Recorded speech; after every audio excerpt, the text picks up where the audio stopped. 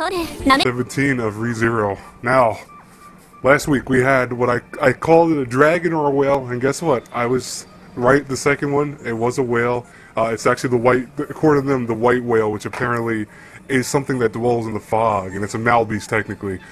Now, we have Subaru and Rem trying to escape the carnage that this thing is causing, where it's destroying everything.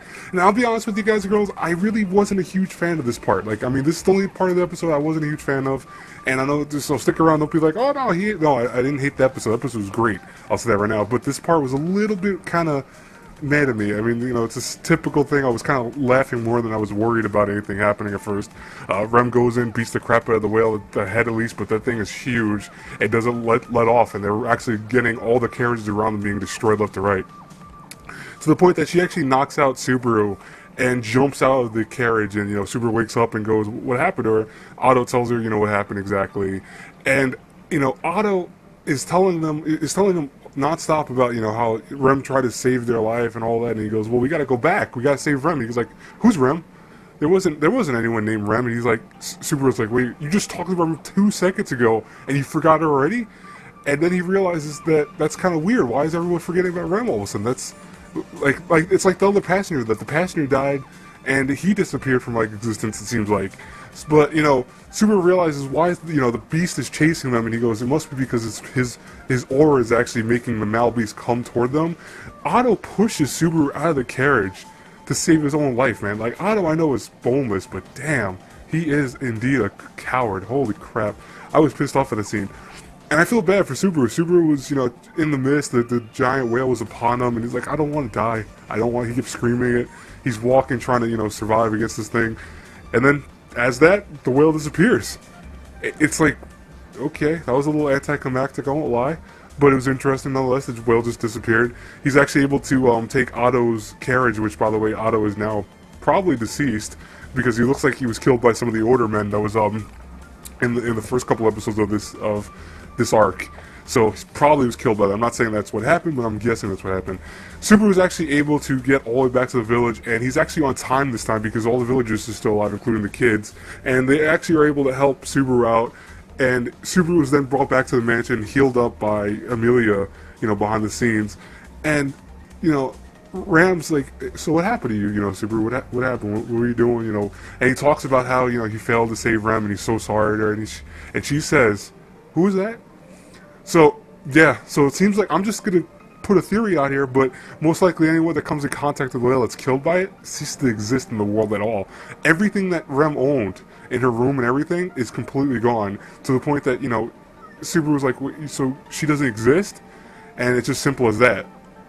Now, he decides, you know what, he can't worry about that right now, his original mission still stands. He goes and sees Amelia, and despite, you know, their kind of troubled water, they're actually happy to see one another, and he says, hey, listen, we gotta get you out of here. And she doesn't understand it. He's like, listen, you have to understand. He convinces her so much that, you know, something's bad's gonna happen, but she doesn't believe him. She can't fully trust him. And it's understandable after what happened the last several episodes. But, you know, he's like, okay, you know what, fine, I'm gonna tell you I don't care if I'm gonna get killed by the creature, you know, always trying to attack its heart, you know, the witch's curse. He's going to tell her about return to death. And when he does, though, something very interesting happens, where the shadow hand that always tries to kill him, comes out and caresses his heart. It doesn't squeeze it, it just caresses it. And it caresses his mouth. And he's like, what? You know, what just happened? All of a sudden, Amelia is dead in front of him. I was like, holy shit. So apparently, this witch's curse won't affect him, but it looked like it could affect other people, so that's going to make him probably stay shut from telling anyone in general until he figures a way of actually doing it. But yeah, he can't tell Amelia because she's dead now. And Beatrice actually comes in and goes, oh yeah, you know, what are you looking at? And she's like, she almost like does. It seems like I've predicted this was going to happen. I guess I don't want to say she is predicting it, but it seemed like she did. She actually says, I'm going to stay behind and protect the mansion from all the stuff that's about to happen. And he's like, wait, what? And, you know, he asks her to kill her, or to kill him, but she won't do it. She refuses, throws a portal out, and lands them in the woods, which, guess what? You know who they're meted by in the woods? Yeah, Betel guess. He's back. This psycho. Now, he attacks Subaru and, you know, is really just on stop with this freaking craziness that Betel guess is known for, to the point that he actually is going to rip Amelia apart with his shadow hands, which apparently Subaru can see, because I guess the mark of the witch actually allows him to see certain powers like that. Not before he's stopped by a certain someone. That is Puck. And oh boy, Puck is not happy looking, nor is Puck his cutesy self. Yeah, he's pissed. So, Beatrice did say that Puck was alive, even though Puck was attached to Amelia. He's first and foremost a spirit that's attached, so it's not like he's dead.